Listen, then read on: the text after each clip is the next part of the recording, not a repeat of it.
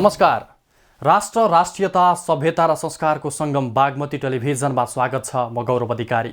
समादरणीय दर्शकवृन्द, टेलिभिजनको पर्दामा देखिने दृश्य र प्रस्तुति सबै सत्य र तथ्यमा आधारित हुन्छन् भन्ने दाबी गर्नु तपाईमाथि अन्याय गरेको ठहर्छ।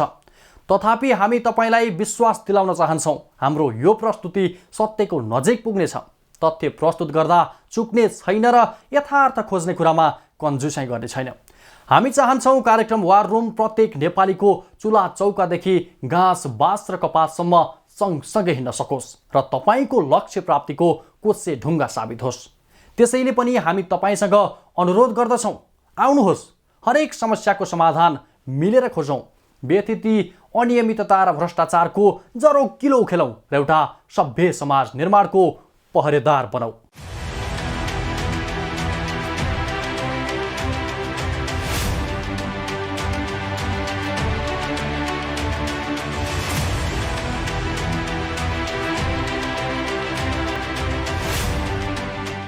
आज हामी हाम्रो सरकारी तथा सार्वजनिक निकायले प्रयोग गरिरहेको सर्भरको दुरावस्था, यसले निम्ताएको जोखिमको चिरफार गर्दैछौँ।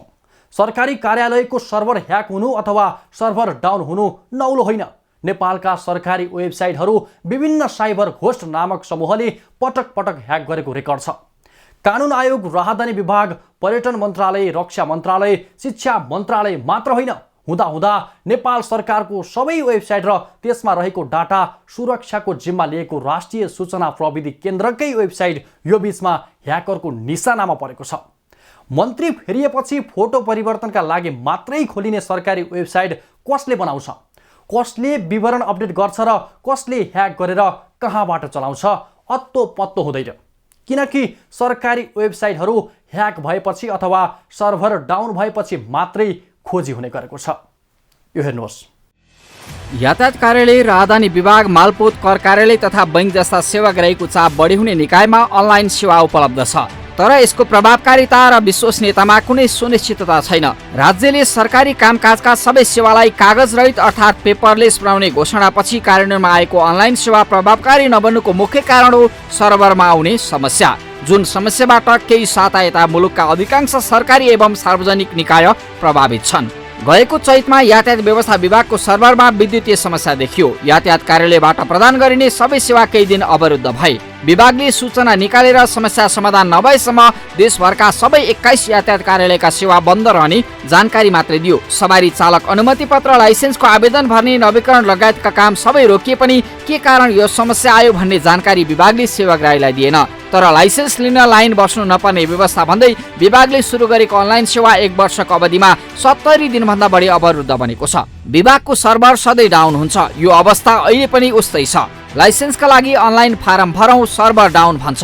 लिखित निवेदन दिउँ, विभागका कर्मचारीले लिँदैनन्। यसबाट हैरान भएका सेवाग्राहीले पटक पटक मुलुकका विभिन्न भागमा रहेको यातायात व्यवस्था कार्यालयको मूल गेटमा तालाबन्दी गरेका छन्, कर्मचारीलाई थुनेका छन् र प्रदर्शन गरेका छन्। तैपनि समस्या उस्तै छ, किनकि यो सर्भर विभागको नियन्त्रणमा छैन। यातायात कार्यालयका हाकिमहरू नै सर्भर डाउन हुने समस्याले आफूहरू आजित भएको बताउँछन्। जहाँसम्म यातायात व्यवस्था विभागमा सवारी चालक अनुमति पत्र र सवारी दर्तासँग सम्बन्धित विषयवस्तु अथवा यातायात व्यवस्थापनसँग सम्बन्धित उसमा जुन हाम्रो सर्भरका कुराहरू गर्नुभएको छ, त्यसमा चाहिँ यहाँहरूले प्रश्न देख्नुहुन्छ। किनभने एउटा त के छ भन्दा यातायात व्यवस्था विभागको भूमिका भनेको सेन्ट्रल डाटा सिस्टम मेन्टेन गर्ने र त्यस पछाडि केही सीमित कार्यहरू बाहेक अरू कार्यहरू त हामीले गर्दैनौँ। प्रत्यक्ष सेवाग्राहीसँग हामीले बसेर काम गर्नु पर्दैन र प्रदेश अन्तर्गतका यातायात व्यवस्था कार्यालयहरूले पनि हाम्रो जुन एउटा यो सर्भर चलाउने भएको भएर यहाँ कुनै डिस्टर्बेन्स आयो भने चाहिँ कार्यालयहरूमा पनि डिस्टर्ब हुन्छ।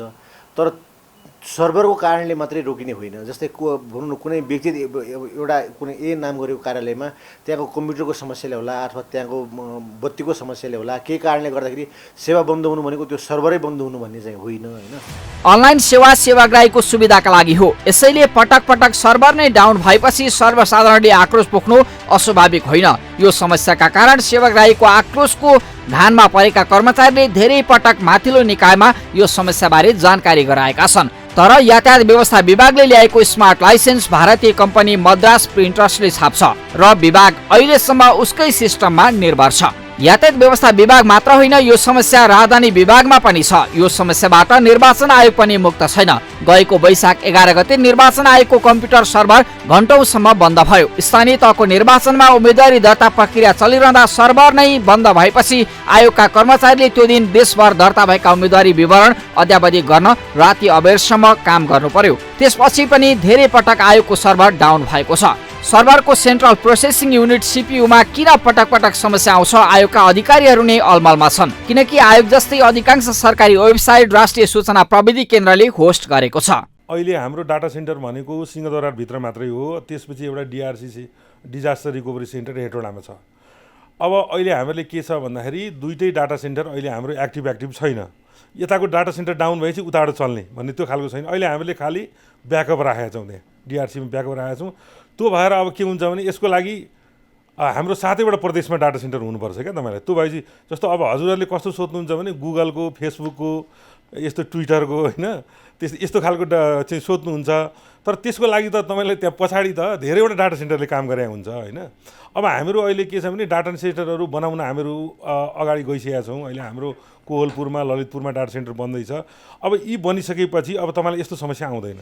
सूचना प्रविधि विज्ञहरू कसका लागि, किन, कुन प्रयोजनका लागि, कति प्रयोगकर्ताका लागि कुन बेला बढी चाप हुन सक्छ भन्ने विवरणका आधारमा सर्भर सिस्टम बनाउनु पर्नेमा सरकारी तथा बैंक जस्ता निजी संस्थाले अनुमानका भरमा सर्भर र सिस्टम डेभलप गरेकाले पटक पटक बिग्रिने गरेको बताउँछन्। सूचना प्रविधि सम्बन्धी धेरै जसो सरकारी तथा निजी परियोजना, योजना अनि अध्ययन बिना नै सुरु गरिएकाले यो समस्या बल्झिने गरेको छ। यसले सरकारी सूचना र विवरणलाई असुरक्षित बनाइरहेको छ।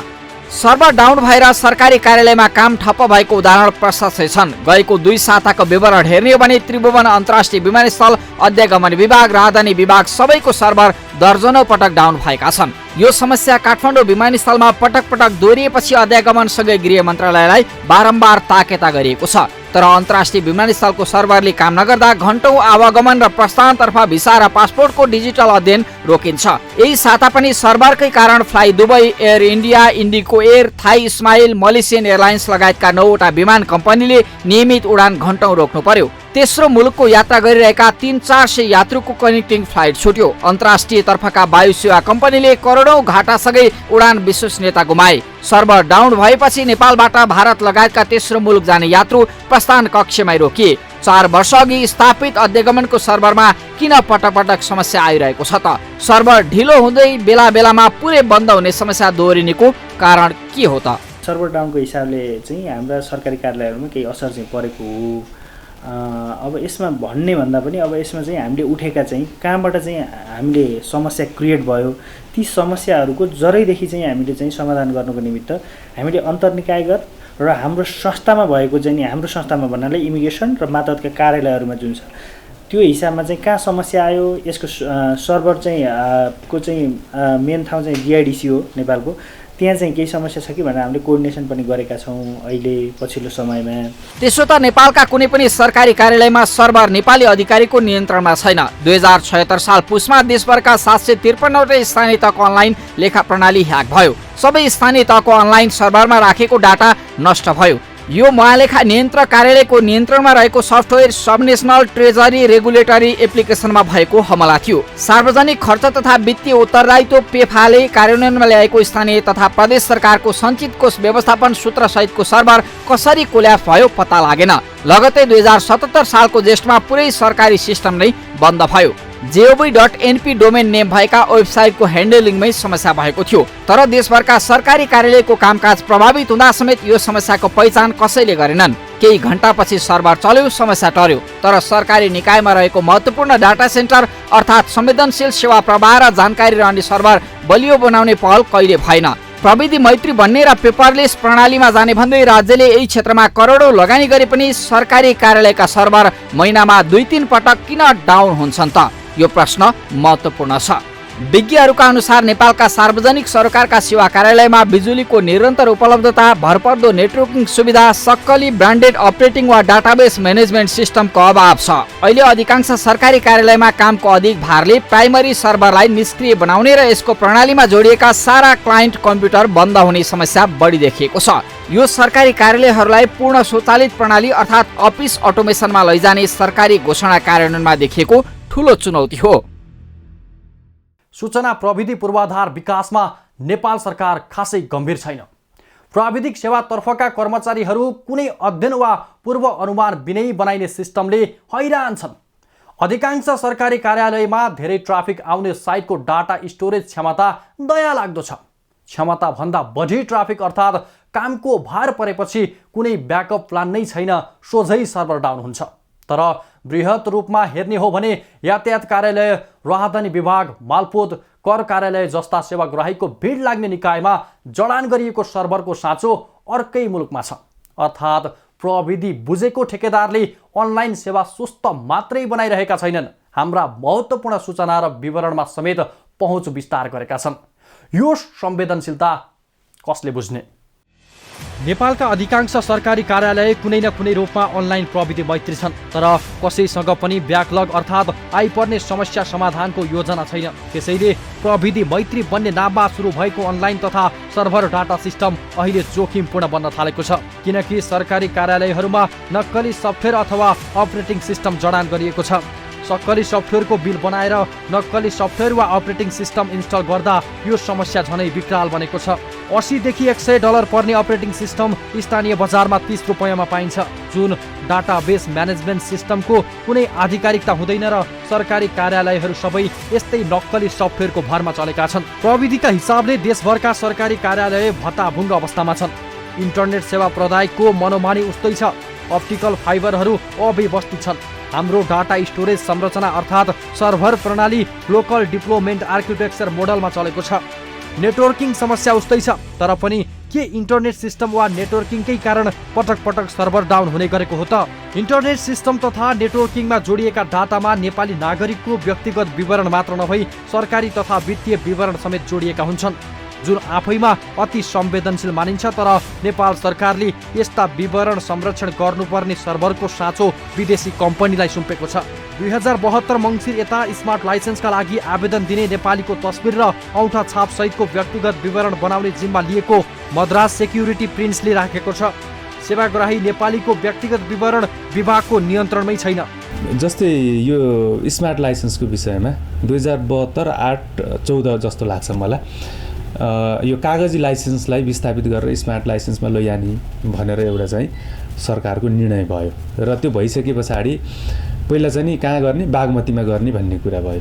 अनि बागमतीमा गर्ने भनिसके पछाडि त्यो सुरुवात भयो। भइसके पछाडि त्यसको एउटा क्रक्स कुरा के थियो भन्दाखेरि जुन स्मार्ट लाइसेन्सहरू बन्थ्यो त्यो स्मार्ट लाइसेन्स चाहिँ एउटा त्यो एडिबीको सहयोगमा सुरुवात भएको थियो र त्यो स्मार्ट लाइसेन्सको ठेक्का कसले प्राप्त गरेको थियो भन्दाखेरि इन्डियाको मद्रास प्रिन्टर्स प्राली अथवा लिमिटेड त्यही उसले चाहिँ प्राप्त गरेको थियो। एउटा कम्पनीले, एउटा निजी कम्पनीले प्राप्त गरेको थियो र त्यो विषयमा एउटा चाहिँ हिमाल मिडियामा खोज पत्रकारिता केन्द्रको एउटा खोज पत्र के अरे समाचार आइसके पछाडि यो चाहिँ वास्तवमै एउटा नागरिकको गोपनीयताको पनि विषय हो र लङ टर्ममा गएर राज्यको सार्वभौम सत्तासँग जोडिएको विषय पनि हो, यो नागरिकको सुरक्षाको विषय पनि हो। यसलाई चाहिँ नि उठान गर्नुपर्छ भनेर मैले चाहिँ पिआइएलको विषय अथवा हाम्रो चाहिँ नि कानुनी भाषामा भन्दा पिआइएल भन्छौँ हामी, यो सार्वजनिक सरोकारको विषयको रूपमा मैले चाहिँ उठान गरेर सर्वोच्चमा लिएर गएको थिएँ।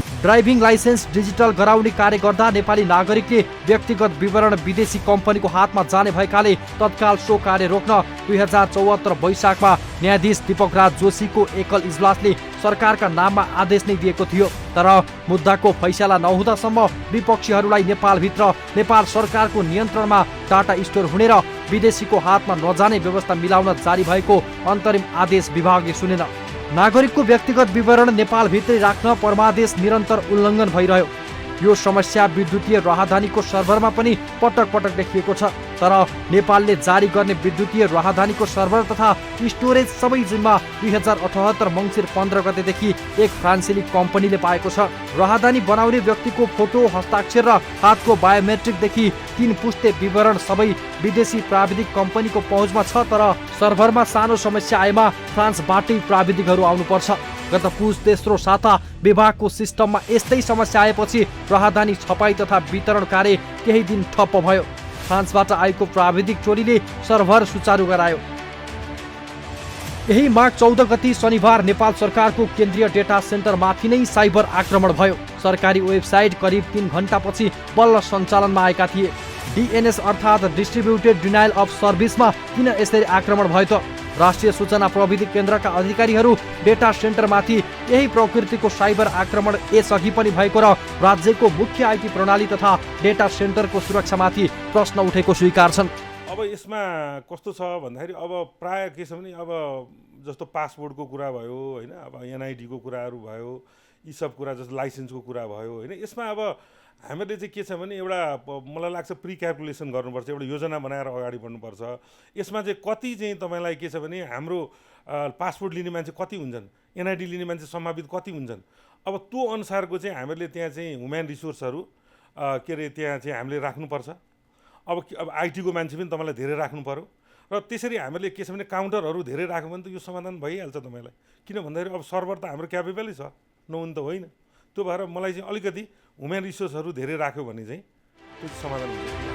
जबकि सबै सरकारी वेबसाइट यही केन्द्रले होस्ट गरेको छ र राज्यका मुख्य डेटा राष्ट्रिय सूचना प्रविधि केन्द्रकै सर्भरमा रहन्छ।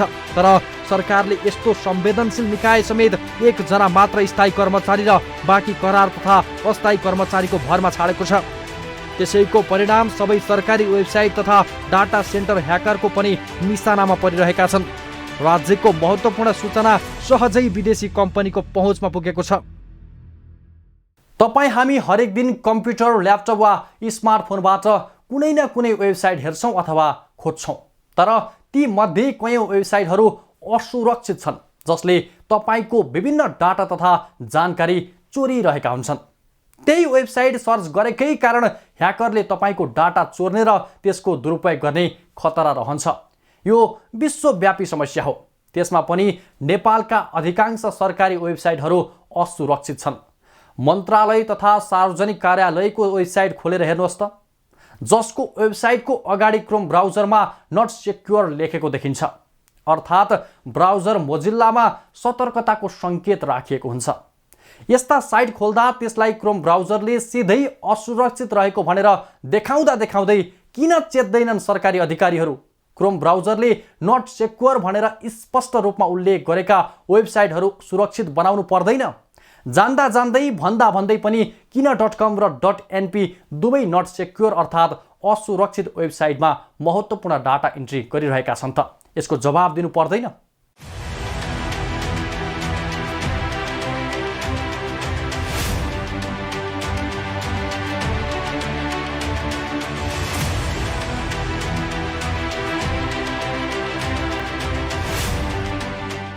विकृति, विसङ्गति र भ्रष्टाचार हाम्रा दुश्मन हुन्। ती दुश्मनहरूको दोहोलो काट्ने काममा हामी कदापि पछि हट्ने छैनौँ। मात्र हामीलाई तपाईँको साथ र सहयोग चाहिन्छ। तपाईँको वरपर छरछिमेकमा पनि यस्ता विकृति, विसङ्गति र भ्रष्टाचारका गतिविधि भइराखेका छन् भने हामीलाई जानकारी दिनुहोला। हामी तुरुन्त उपस्थित हुनेछौँ। चिन्ता नलिनुहोस्, तपाईँको पहिचान गोप्य राख्नेछौँ। हवस् त, आजलाई वार रुम यति नै। अर्को साता फरक विषयका साथ उपस्थित हुनेछौँ। हेर्दै रहनुहोला बागमती टेलिभिजन। नमस्कार।